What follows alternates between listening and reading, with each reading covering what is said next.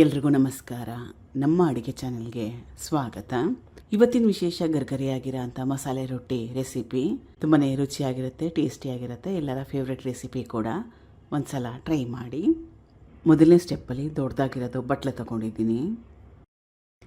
1/4 kg 250 ಗ್ರಾಮ್ಸಷ್ಟು ಅಕ್ಕಿ ಹಿಟ್ಟು. ಮನೇಲಿ ಬಿಸಿಟ್ಕೊಂಡಿರೋ ಅಕ್ಕಿ ಹಿಟ್ಟಾದರೂ ಪರವಾಗಿಲ್ಲ, ರೆಡಿಮೇಡ್ ಅಕ್ಕಿ ಹಿಟ್ಟಾದ್ರೂ ಪರವಾಗಿಲ್ಲ. 1 ಗ್ಲಾಸಷ್ಟು ಅಥವಾ ಸುಮಾರು ಒಂದು 1/4 kg ಹೇಳಿರೋ ಅಳತೆಯಲ್ಲಿ ಮಾಡಿಕೊಂಡ್ರೆ ಸುಮಾರು ಒಂದು 6 ರೊಟ್ಟಿಗಳನ್ನ ಮಾಡ್ಕೋಬೋದು. ಸಣ್ಣದಾಗಿ ಕಟ್ ಮಾಡಿ ಇಟ್ಕೊಂಡಿರೋ 1 ಹಸಿರು ಮೆಣಸಿನ್ಕಾಯಿ, ಸಣ್ಣದಾಗಿ ಕಟ್ ಮಾಡಿ ಇಟ್ಕೊಂಡಿರೋ 1 ದೊಡ್ಡ ಈರುಳ್ಳಿ. ಇದರ ಕ್ವಾಂಟಿಟಿ ಜಾಸ್ತಿ ಹಾಕ್ಕೋಬೋದು ಬೇಕಿದ್ರೆ. ಸಬ್ಸಿಗೆ ಸೊಪ್ಪಿಗೆ ಬದಲಾಗಿ ಮೆಂತ್ಯ ಸೊಪ್ಪು, ಪಾಲಕ್ ಸೊಪ್ಪನ್ನು ಕೂಡ ಉಪಯೋಗ ಮಾಡ್ಬೋದು. ಇದು ಅರಿಶಿನ, ಅಚ್ಕಾರದ ಪುಡಿ, ಧನಿಯಾ ಪುಡಿ, 1 ರಿಂದ 2 ಟೇಬಲ್ ಸ್ಪೂನಷ್ಟು ಎಣ್ಣೆ, ರುಚಿಗೆ ತಕ್ಕಷ್ಟು ಉಪ್ಪು. ಈ ಪದಾರ್ಥಗಳನ್ನೆಲ್ಲ ಹಾಕೊಂಡ್ಮೇಲೆ ಚೆನ್ನಾಗಿ ಮಿಕ್ಸ್ ಮಾಡ್ಕೋಬೇಕು. ಈಗ ಚೆನ್ನಾಗಿ ಕುದಿಯೋ ನೀರು, ಬಿಸಿ ನೀರು, ಸುಮಾರು 1 ರಿಂದ 1.5 ಗ್ಲಾಸಷ್ಟು ನೀರನ್ನ ಉಪಯೋಗ ಮಾಡಿದ್ದೀನಿ. ಬಿಸಿ ನೀರನ್ನ ಹಾಕ್ಕೊಂಡ್ಮೇಲೆ ಕೈನ ಉಪಯೋಗ ಮಾಡೋಕ್ಕೋಗ್ಬಿಡಿ, ಸ್ಪೂನಲ್ಲಿ ಮಿಕ್ಸ್ ಮಾಡ್ಕೋಬೇಕು. ಸ್ವಲ್ಪ ಮಿಕ್ಸ್ ಮಾಡ್ಕೊಂಡ್ಮೇಲೆ ಪಾವ್ ಭಾಜಿ ಮ್ಯಾಶರ್ನ ಉಪಯೋಗ ಮಾಡ್ತಾಯಿದ್ದೀನಿ. ಇದರಿಂದ ಕೈಗೆ ಬಿಸಿ ತಾಗೋದಿಲ್ಲ. ಬಿಸಿ ಇದ್ದಾಗೇ ಚೆನ್ನಾಗಿ ನಾದ್ಕೊಂಡ್ರೆ ಅಕ್ಕಿ ರೊಟ್ಟಿ ಚೆನ್ನಾಗಿ ಸಾಫ್ಟಾಗಿ ಮೃದುವಾಗಿ ಬರುತ್ತೆ.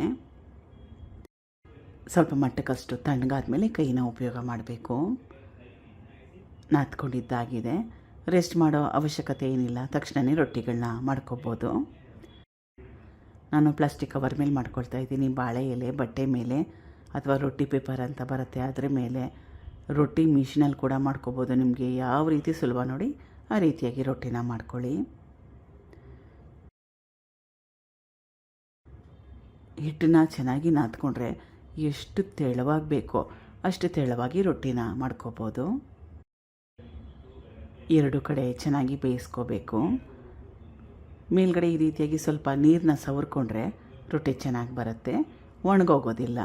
ಅಥವಾ ಒಂದು ತಟ್ಟೆನ ಮುಚ್ಚಿಟ್ಟು ಬೇಯಿಸ್ಕೊಂಡ್ರೆ ಅದರಲ್ಲೂ ತೇವಾಂಶ ಇರುತ್ತೆ, ಅದು ರೊಟ್ಟಿ ಮೇಲೆ ಬೀಳುತ್ತೆ, ಆವಾಗ ಕೂಡ ರೊಟ್ಟಿ ಗಟ್ಟಿ ಬರಲ್ಲ. 2 ಕಡೆ ಬೇಯಿಸ್ಕೋಬೇಕು. ಒಂದು ರೊಟ್ಟಿ ಆಗಲಿಕ್ಕೆ ಸುಮಾರು 1 3 ರಿಂದ 4 ನಿಮಿಷ ಆದ್ರೂ ಬೇಕಾಗುತ್ತೆ.